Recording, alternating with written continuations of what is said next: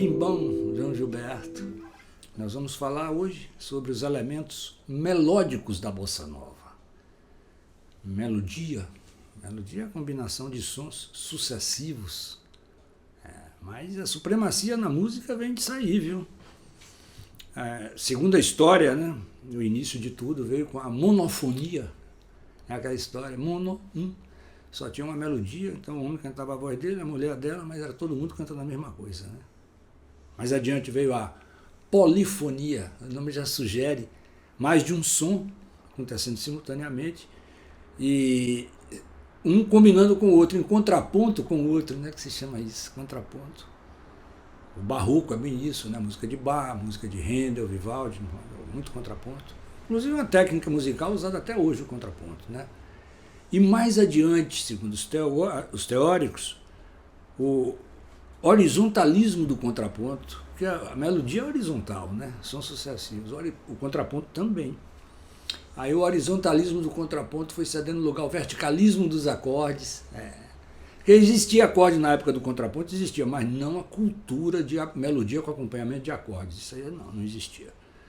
Então, cada vez mais o horizontalismo do contraponto foi cedendo lugar ao verticalismo dos acordes, e com isso foi surgindo a harmonia diatônica, baseada em funções principais e secundárias e tal. A história da música é essa, né? Então, melodia com acompanhamento de acordes é música homofônica. Escreve com H, de um só, né? Um som, que tem vários sons dentro, né? Homo. Então é a música homofônica. E essa é a história, né, do que envolve o elemento melódico da música no início de tudo. Mas a nossa questão aqui é a respeito da bossa nova, né? Como todos nós sabemos, a música que mais caracterizou a bossa nova, que segundo a história, foi a primeira música que foi gravada como bossa nova, que saiu no disco de Elisete Cardoso, depois no disco de João Gilberto, que é Chega de Saudade. Não sei se todo mundo está lembrado dessa música e tal. Mas João Gilberto, ele deu uma pista muito importante quando ele falou sobre a bossa nova. Porque para quem estuda, você não tem que se basear em um livro só, não. Você tem que se basear em vários livros, pesquisar em várias fontes, né, e cruzando esses dados com bem critério e tal. Então, João Gilberto deu uma pista muito importante. Ele disse o seguinte: se não fosse Caymmi, não existia a bossa nova. E ele foi mais exato, ele disse o seguinte: Rosa Morena que me despertou para a bossa nova. Rosa Morena de Caymmi. Você fala, peraí, essa música, sabe o que é que tem isso, né? A gente conhece, Rosa Morena.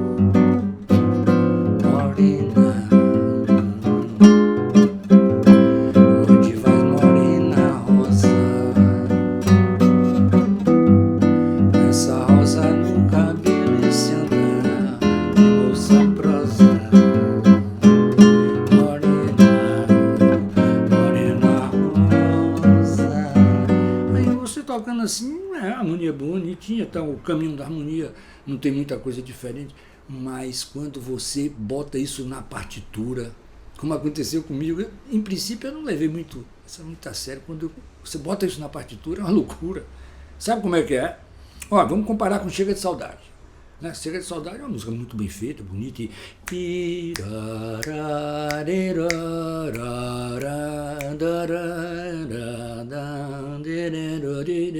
melodia é a supremacia total, melodia o tempo todo na frente, né? Melodia o tempo todo na frente, então ocupando todo o espaço do compasso, beleza. Rosa Morena. Rosa, pausa, Morena.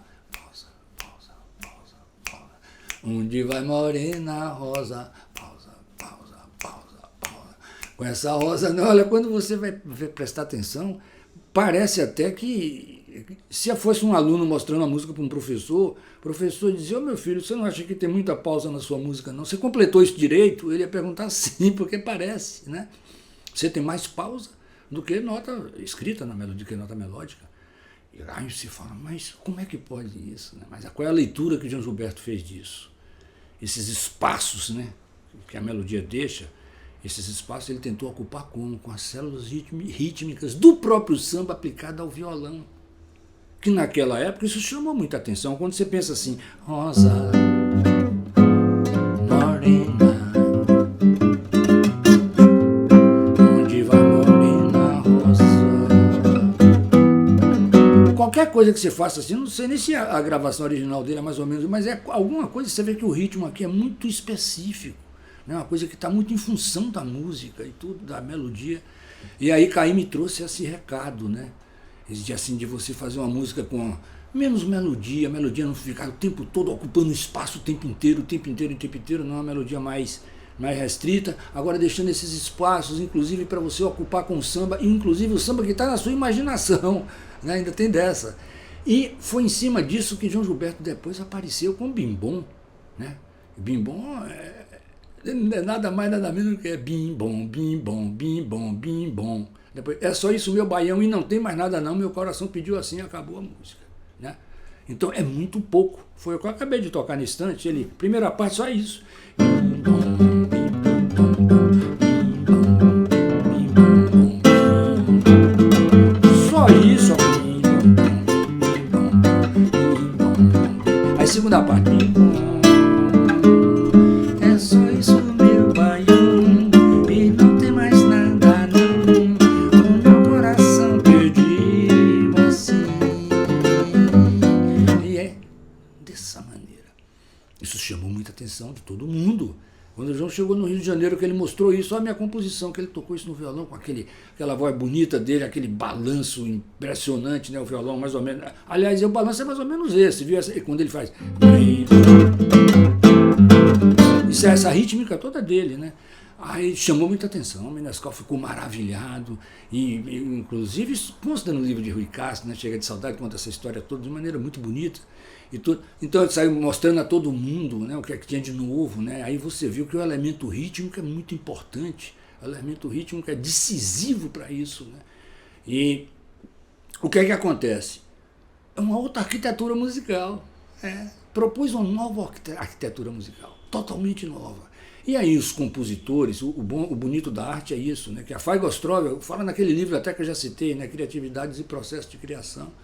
Toda vez que surge alguma coisa nova, que uma pessoa começa a trocar figurinha com o outro, né? Alimenta novas ideias, novas imagens, e aí com essa história de você modernizar o fraseado musical, João Gilberto já propenso para esse lado, mostrando isso, né? Aí Jobim, compositor maravilhoso, que já vinha feito Chega de Saudade, etc., já me aparece. Olha agora a diferença de Chega de Saudade, como é a melodia de Chega de Saudade, para a melodia dessa música aqui. Ó. A música se desenvolve toda assim, ó.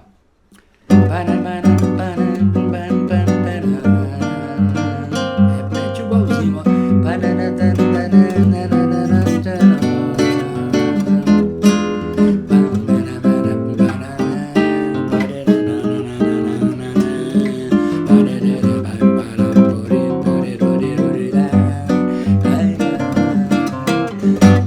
Muito simples, se você prestar atenção a essa melodia, é um modelo, ele faz vivo sonhando, sonhando, 1000 horas sem fim. Repete tudo igualzinho, ó. Muda a harmonia, mas a melodia é a mesma. Aí ele já.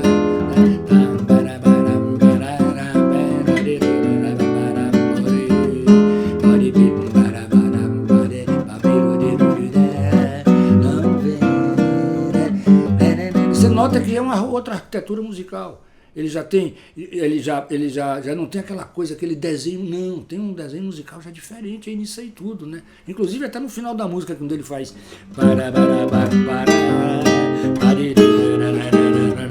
próprio de mim, eu já sei que só sei sonhar, essas convenções rítmicas e você mantendo o baixo no chão, né? Isso que é importante. E daí você vê que a arquitetura da música já está começando a mudar, né? E a primeira parceria de Tom Jobim com quem foi? Newton Mendonça, né? Que era pianista, né? Colega de Tom Jobim desde a infância, né? Da adolescência, tocava gaita de boca junto com Tom Jobim, musical, já muito respeitado ao piano, era um músico respeitadíssimo já nessa época. E onde é que eles foram chegar com isso, dessa coisa de economia de fraseado, ó? Eis aqui esse sabia feito de uma nota só. As notas vão entrar, mas a base é uma só. Essa onda é consequência do que acabo de dizer. Como sua consequência inevitável de você.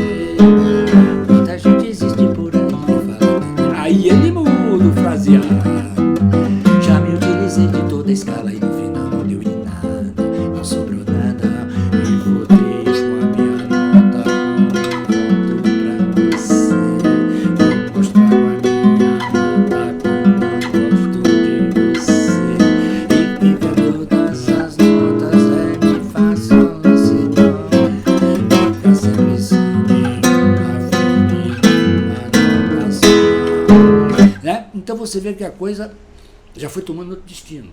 É compositor profissional, então eles já foram aderindo a esse novo tipo de fraseado. Inclusive essa música parece até uma gozação, né? Um pouco de estratificação, ficar segurando essa nota o tempo todo, mas uma coisa muito bem feita, né? Muito bem feita. Você sabe qual é a relação dessa primeira nota, esse eis aqui, esse sambinha, essa outra coisa, relação de quintas, a série harmônica está aí, viu? Você vê que é muito bem feito, muito arrumado. E depois disso, se talvez esse Jobim não ensaiasse com samba de nota só, ele não chegasse nessa, ó, mi, dó, mi, ré, dó, mi, não chegava nisso, não. Porque essa ainda tem um fator que ainda é mais complicado que a samba da nota só. Porque a samba da nota só, a segunda parte, ele toca todas as notas que ele economizou, né? Quanta gente existe por aí que fala tanto, não é a verdadeira escadaria. Mas essa não. Essa ele mantém esse negócio desse mi, dó, mi, ré, dó, mi, ré, dó, mi, ré, dó, mi, ré, dó, mi, ré, dó, mi, ré, dó. Só descendente, mi, ré, dó, mi, ré, dó, mi, ré, dó, mi, ré, dó. Não sai disso. Quando ele sai é sol, dó, lá bemol, dó, sol, aí volta de novo, mi, ré, dó, mi. Olha, parece uma coisa que não vai dar certo, né? Você vê que é muito, você vai... Vem cá, quer dizer, ele saiu de chega de saudade para chegar nisso, você acha que foi evolução, né? Parece que não foi. Mas isso não foi feito para ser pensado assim, esse mi, ré, dó, não. Quando você coloca a estrutura harmônica, ó, mi, ré, dó, mi, ré, dó, mi, ré, dó, mi, ré, dó, mi, ré, dó, mi, ré, dó, mi, ré, dó, mi, ré, dó, mi, ré, dó, mi, ré, dó,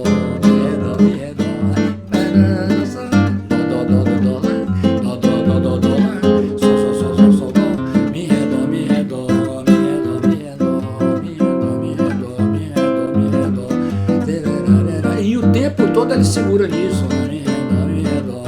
Aí no final da música que ele faz uma variação, sabe qual é a variação? Ele faz esse mesmo fraseado só com mi bemol.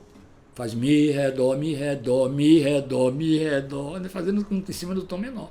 Quando ele faz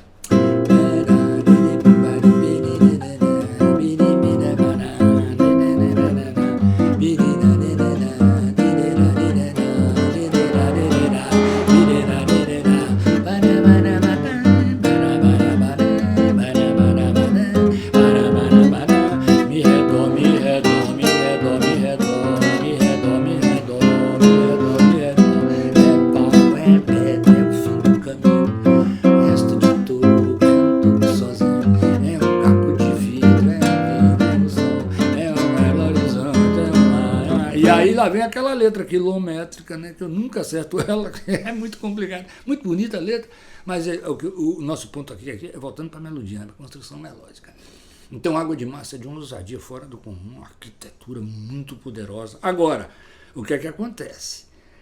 Se ele economizou na melodia desse jeito, ele teve que compensar na estrutura harmônica da música. Lógico, isso aqui é um tratado que o Tom Jobim faz. Essa música tem muito pano para manga. Começa aquela...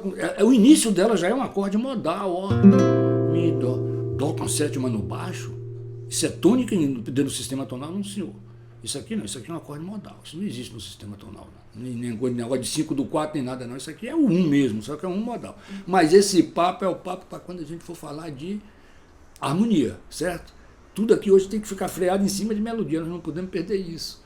Bom, falando dessa coisa, dessa modernização que veio na música brasileira, nós não podemos deixar de falar sobre o desafinado, né? Dar uma paradinha. É brincadeira você, ó. Se você disser que eu desafino, amor, a voz descansa em cima de um acorde de 11ª aumentada ou quinta bemol. Tá certo isso? Teoricamente, se você me disser, olha, eu vou compor uma música e vou usar um intervalo de 11ª aumentada ou quinta bemol para botar na melodia, eu falo, tudo bem, mas é como nota de passagem, né? Não, é para nota, não é de passagem, a nota é para ficar nela mesmo. Eu falo, esse negócio vai dar errado. Porque a questão é a seguinte, que vai soar estranho.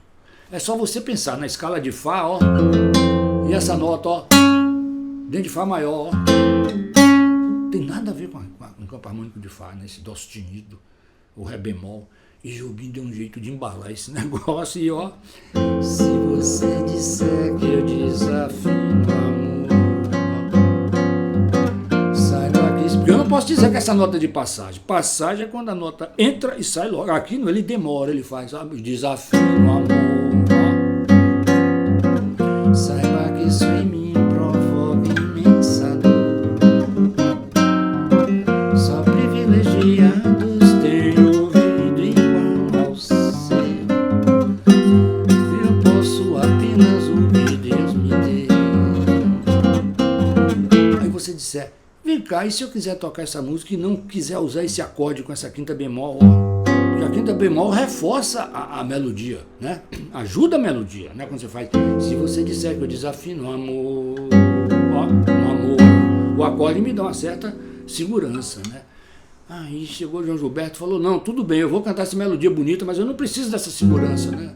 O meu ouvido afina sem isso. Imaginou? Ó. O que é que o João faz? Ó? Porque a melodia é essa, ó. Se você disser que eu desafino amor, esse si bemol vai ter que entrar aqui nesse acorde de ré, nessa campo harmônico de ré. E João, o que é que ele faz? Ó? Se você disser que eu desafino amor, saiba que isso em mim provoca imensa dor, né? Só privilegiados têm ouvido igual ao seu. Eu posso apenas o que Deus me deu. Se você insiste, mas essa música nós vamos ver depois por completo, quando a gente for falar de harmonia. O negócio é o seguinte, não dá para falar, tocar uma música inteira, todas as músicas que eu tenho que me referir quando eu estou falando, mesmo nesse assunto de melodia, eu estou limitando aqui tudo que eu estou dizendo ao conceito da melodia, né? Então eu estou sempre falando o conceito da melodia, sempre para poder não cair, porque isso aqui já, se eu for falar assim, porque esse acorde, a função dele, ele pode ser substituído, opa, isso aqui já é coisa de harmonia. E eu não quero misturar ainda, porque ainda não é o momento da gente falar de harmonia. Então, nosso negócio aqui é falar puramente de melodia. Agora, minha pergunta é, você acha que alguém vai fazer isso só na intuição? Ó? Se você disser que eu desafino amor, ninguém vai fazer isso só na intuição, né? É muito, você tem que ter certeza onde é que você está pisando, porque tudo isso é muito complicado. E outra coisa, e antes de desafinado, além de desafinado, nós temos uma que é a rainha da bossa nova, vamos dizer assim, né? Que já é da parceria de Jobim e Vinícius, né? A famosa, ó. Olha que coisa mais linda. Só que tem que esse, olha, tá na nona do acorde, né? O acorde tá aqui, ó. Sol, mi, ré, sol. 3 intervalos dissonantes em relação ao fá. Sol é nona. Mi. Ó, sétima maior. Ré. Sexta. Então, porque a tendência é o seguinte, quando você começa uma música num intervalo dissonante, que é a nona, vocês estão lembrados desse conceito, né, de dissonância e consonância que eu falei sobre a série harmônica, né? Então, quando você toca uma música que começa o intervalo de nona, ele é impreciso ao ouvido, porque ele está distante do som gerador, da fundamental. Então, quando a gente faz, ó, olha que coisa mais linda, eu estou cantando 3 notas aqui que são perigosíssimas. Por isso que Garota de Ipanema é muito comum as pessoas cantarem isso meio desafinando, né? Porque a tendência da melodia, ou ela está na tônica do acorde, ou está na terça do acorde, ou está na quinta, que são as notas mais próximas da fundamental, são as consonâncias. Agora, a partir de sexta em diante, sétima maior, nona, cuidado, porque isso aí pode dar problema, e não é pouco problema, não é muito, né? Porque depois que você está com a melodia no ouvido, fica fácil, ó. Olha que coisa, mas se eu sair de Fá e fizer isso, ó, olha que coisa mais linda, né? Seu ouvido tem que estar muito bem trabalhado para você. Você quer ver um exercício ótimo aqui? É você tocar em Fá e entrar cantando em Ré. É uma maluquice, mas quer ver? Ó, eu faço, ó.